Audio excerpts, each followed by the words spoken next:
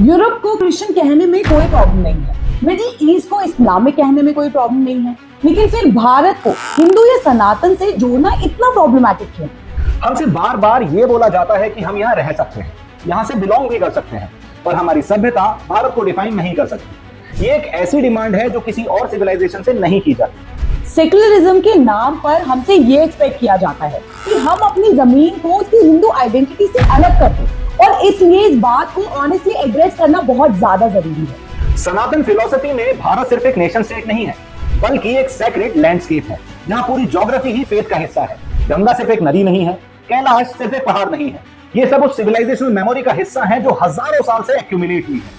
Europe claim करता है कि वो सेकुलर है, लेकिन उसकी सिविलाइजेशन कोर ओपनली क्रिश्चियन है और वहाँ क्रिश्चियन हिस्ट्री ओपनली एक्नॉलेज की जाती है। लेकिन यूरोप से कभी किसी ने नहीं बोला कि टॉलरेंस प्रूव करने के लिए अपनी क्रिश्चियन आइडेंटिटी इरेज करें।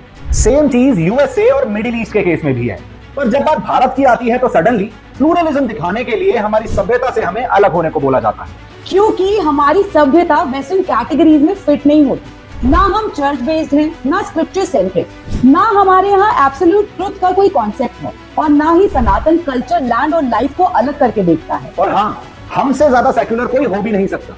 राजीव मल्होत्रा जी अपनी बुक बीइंग डिफरेंट में लिखते हैं कि धार्मिक ट्रेडिशंस दूसरे रिलीजन्स को रिप्लेस नहीं करना चाहते, और ना ही हम किसी को खुद से छोटा या बड़ा मानते हैं। हमारी सभ्यता बिना किसी को इरेज किए भी अपने आप को सस्टेन कर सकती है, क्योंकि हमारा कोर प्लूरलिज्म है, जहाँ सवाल पूछना अलाउड है और रिचुअल्स आज भी इवॉल्व कर रहे हैं। हमारी सभ्यता को एक्नॉलेज करना डेमोक्रेसी और सेक्युलरिज्म को थ्रेटन नहीं करता, और ना ही इक्वल सिटीजनशिप को डिनाई करता है।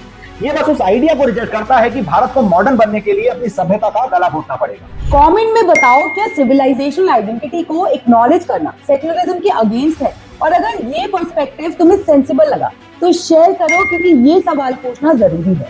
जय हिंद, जय भारत।